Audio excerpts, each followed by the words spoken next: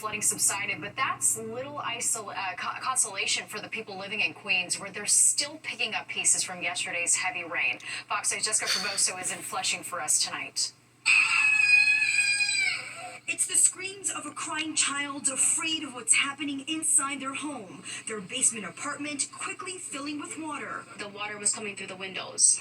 We did have AC units in the windows, so we thought it was smart to take the AC units out and close the windows so that the water wouldn't come in anymore, and the windows burst. Betsy Chavarria was home with her 4-year-old son. She says it all happened so quickly, leaving her little time to escape. The water just started flooding in, and it happened very quickly. In a matter of like 8 minutes, like the whole basement up to the roof was filled with water. She was able to hand off her son to her neighbors upstairs. She tried to go back into her apartment to retrieve some belongings, and that's when she realized the severity of the situation. I grabbed my work computer. I wanted to go get more stuff, and by that time, I was holding onto like the wall, and I let go to leave, and I couldn't touch the floor, and I freaked out. Like I was literally like I was drowning. A similar situation in Flushing at the home of Christopher Dumas. He says this isn't the first time his basement floods. He has spent thousands of dollars on repairs and floodproofing his home. There's no drain from Francis Lewis all the way to this side. There's only one which sits on that corner. The tree that sits above it, the roots have grown into the catch basin and collapsed the catch basin below grade. Dumas says he has been in constant contact with city agencies for years. They'll typically send somebody out to do an inspection, right? And the inspection is a 10-second inspection. And they say everything's okay, and they end up going. For lack of better words, my complaints fall on deaf ears. We reached out to DEP asking them what can be done here on 42nd Avenue, if anything. The agency once again told us that they're going to send out crews to investigate. In Flushing, I'm Jessica Formoso, Fox 5 News. And after a week of weather extremes that saw everything from dangerous heat to flash flooding, there's finally some good news on the horizon. Liv Johnson is here to fill us in just in time for the weekend, Liv. I know, Natasha, the next few days are going to be gorgeous. Go ahead and make those outdoor plans. Like Saturday, plenty of sunshine, 81 degrees, so still pretty comfortable, although warmer than today. Then we kind of steadily warm up for Sunday and Monday, but still comfortable, and we're not dealing with a lot of humidity this weekend either. Now, our satellite radar is in the clear as well. We see some storms for some 8 places in the southeast, but we are going to be protected by some high pressure. Let's look at some of those rainfall totals, though. We saw a significant amount throughout the tri-state area. These are just some of the rainfall totals around New York. Midtown Manhattan just saw 1.5 inches. So yeah, it doesn't look like much, but if you were here, you know that still overwhelmed our drainage systems and our subway system. So we still were dealing with a lot because of how heavy it came down and how quickly it came down. About 2.5 inches for Staten Island, almost 3 for Middletown, and then look at Sayville, 4.5 inches. Patchogue about 2.5, and same with Walden.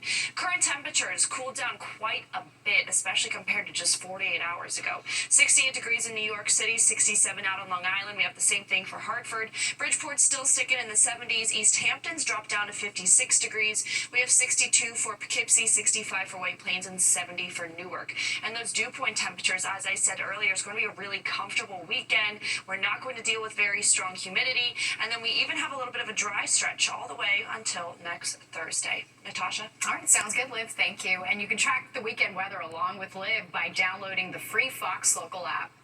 New tonight, the NYPD investigating a deadly stabbing inside a Brooklyn deli. It happened just after 3 o'clock this afternoon in East New York. Police say a 33-year-old man was stabbed multiple times and died after being rushed to the hospital. They believe that the victim may have worked at the deli.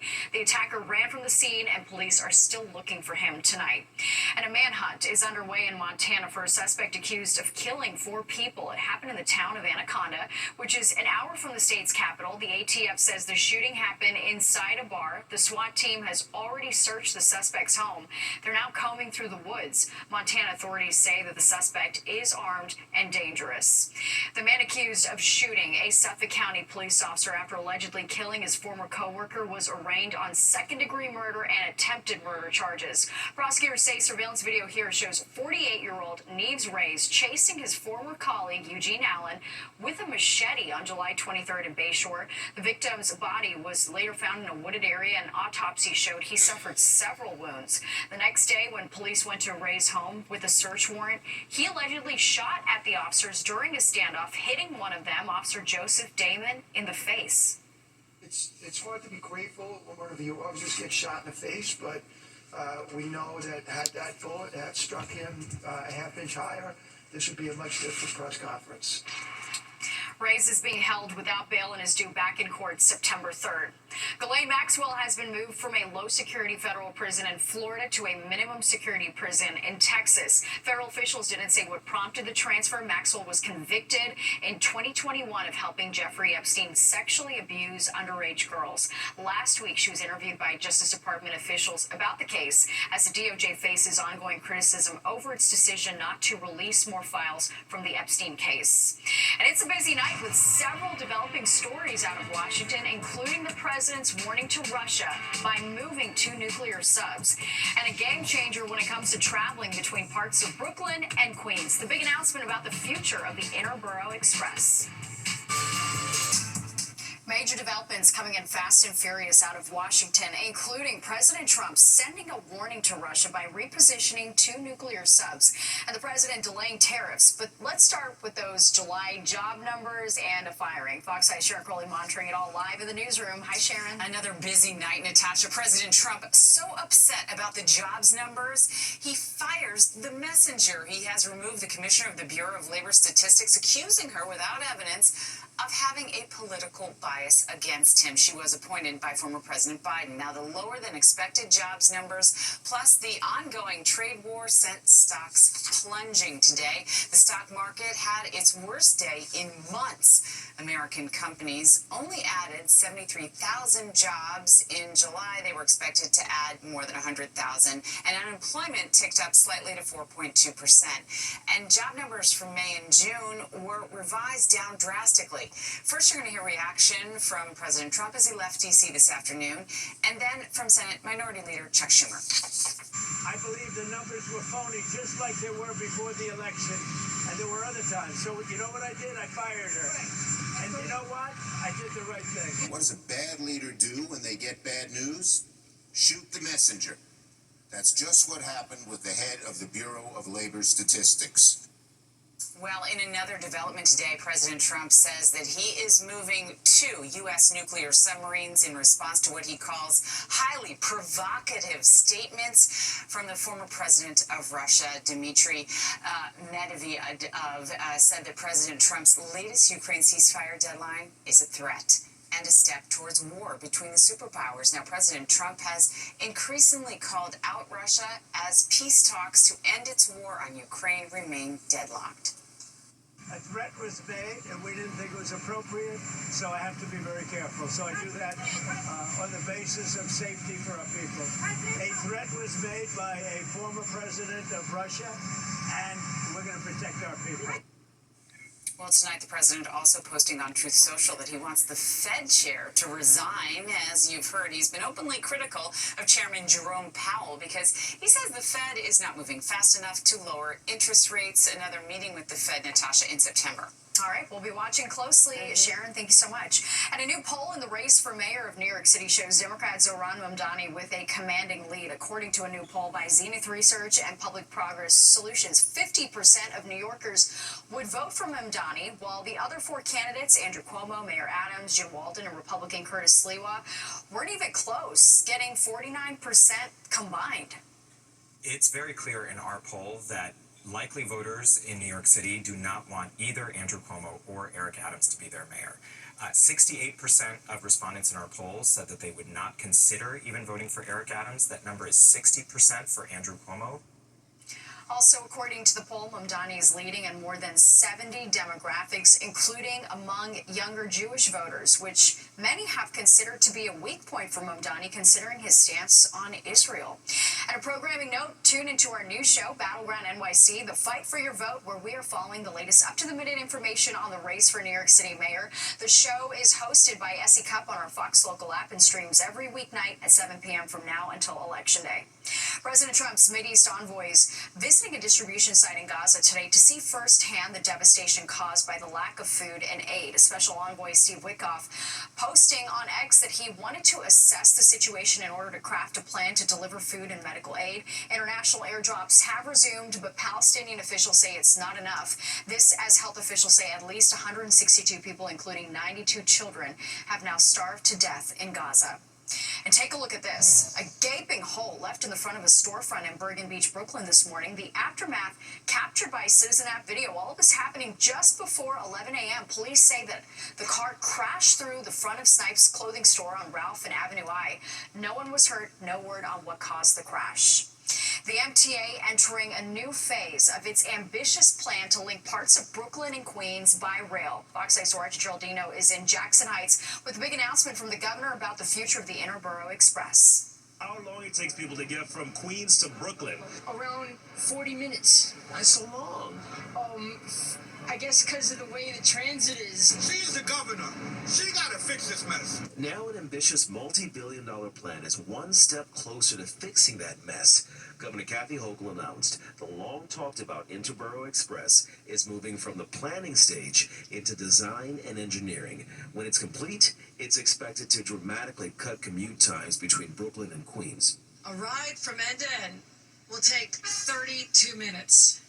10 minutes less than the initial estimate, 32 minutes. Here's a rendering of one of the 19 planned stations. This phase covers station design, bridge reconstruction, laying track and signals, and upgrading communications and building a new operations yard. I'm so excited about this project. This map shows the 14-mile route running along an existing freight corridor from Sunset Park in Brooklyn to Jackson Heights in Queens. Officials expect it to handle about 160,000 riders a day. That's 48 million trips a year. The 7 line's going to be connected with this new light rail, along with 17 subway lines, 50 bus routes, and the Long Island Railroad. It's going to make getting from Queens to Brooklyn much easier. But not everyone is convinced they'll see the change anytime soon. That light rail has been there for like 2,000 years. And she hasn't opened it yet. Design is the final step before construction can begin. Once the plans and environmental reviews are complete, crews can start building what would be the first end-to-end rapid transit line within New York City since 1937. In Jackson Heights, Queens, Duarte Geraldino, Fox 5 News. Well, the weekend is finally here. We saw it all this week. A heat wave and then dangerous flash flooding, but finally we can take a deep breath. Liv Johnson is back with a forecast you're really going to love next.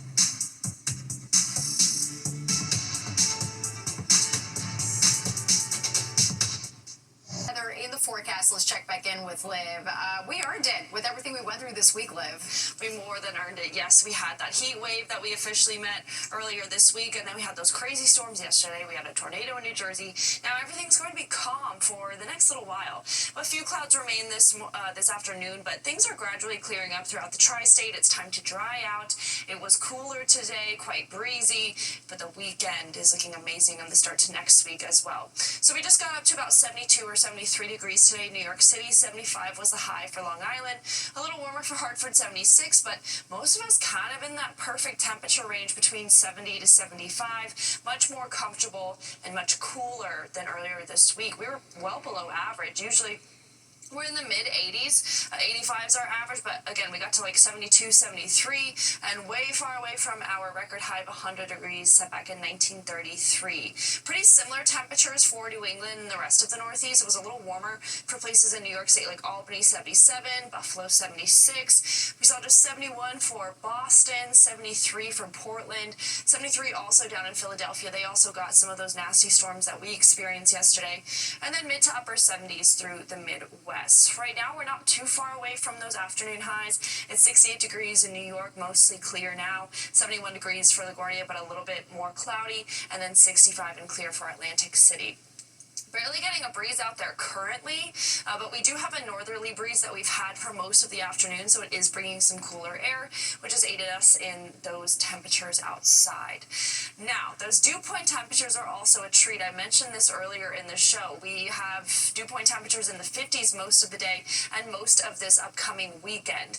And to put that into perspective, when we were going through that heat wave and it felt very humid outside, those dew point temperatures were in the mid-70s. Even mid to upper 60s is uncomfortable, but we'll be cruising in the 50s for the next couple of days. So there's a cold front that moved through. Now that area of high pressure is going to be our friend until really the end of next week. We are looking at being dry. So for the remainder of your evening, at about midnight, we're still hanging on to upper 60s or low 70s, and then again, kind of that gradual clearing because it was much more cloudy earlier this morning and in the afternoon. We kind of stay here for the overnight hours. Most of us will wake up, if you're up kind of early, in the mid 60s, but even 50s for places in the Hudson Valley and Monticello. So expect tomorrow morning to be a bit more cool as well.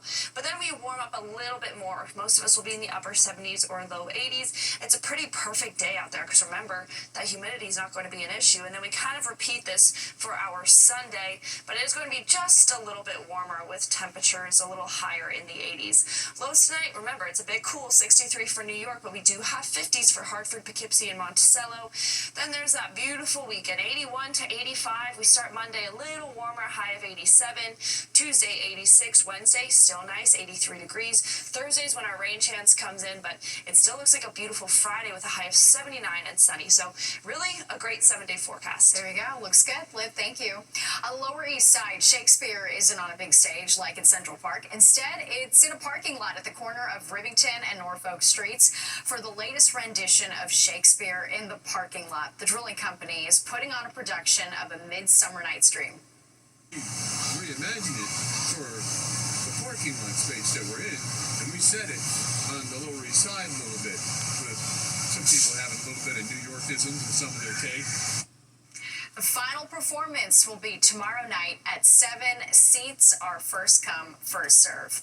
That does it for us tonight. If you've missed any part of the 10 o'clock news, you can always catch an encore on our free streaming app, Fox Local, where you can stream our newscasts anytime. Have a great night and have a great weekend.